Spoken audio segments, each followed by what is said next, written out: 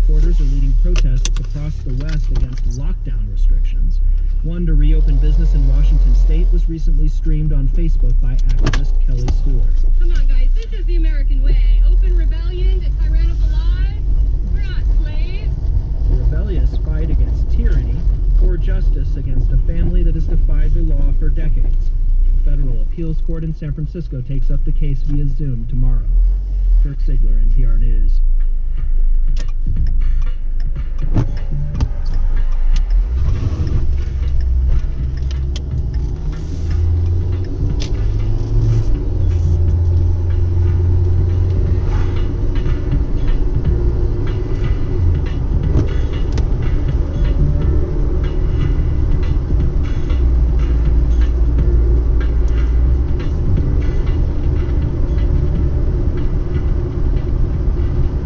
This is All Things Considered from NPR News. The race for control of the Senate is getting increasingly competitive. One place of concern for Republicans is Kansas. While the GOP primary is not until August, there is a June 1st filing deadline. And for the first time in a long time, party leaders aren't sure the field includes someone who can win come November. Jim McLean of the Kansas News Service reports. Republicans have had an absolute lock on both of Kansas's Senate seats since the Great Depression, but their decades-long winning streak could be in jeopardy this year. Pat Roberts, the 83-year-old incumbent, isn't running. Neither, it appears, is Mike Pompeo. Despite recent abuse of power allegations leveled against him, many GOP leaders believe the U.S. Secretary of State and former Kansas congressman would be their strongest candidate. In a recent Fox News interview, Senate Majority Leader Mitch McConnell talked about his ongoing efforts to recruit Pompeo. You can see how well I've done so far. Are you still hopeful on that front?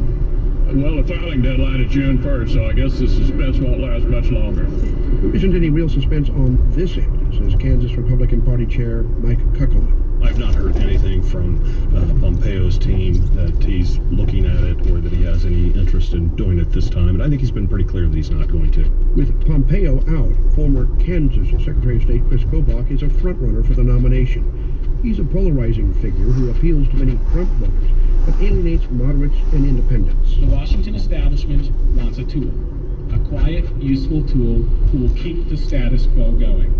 Well, guess what? The Washington establishment is not going to get what they want if I am elected.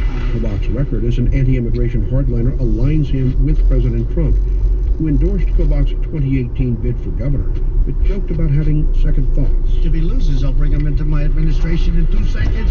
I hope he loses because I want him so badly, but don't do that. But Kobach did lose that race to Democrat Laura Kelly, and that has some Republicans worried about his chances this time around. Congressman Roger Marshall, Kobach's chief rival for the Senate nomination, stokes those concerns at every turn. Here we are in a state that President Trump won by over 20 points. How does the Kansas Republican leadership in this race? Many establishment Republicans are coalescing around Marshall, a retired doctor from western Kansas.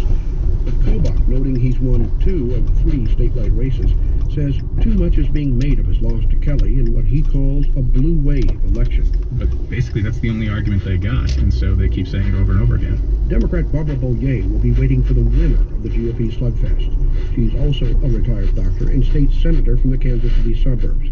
She left the Republican Party in 2018 when she says her positions on abortion and Medicaid expansion made her an outlier.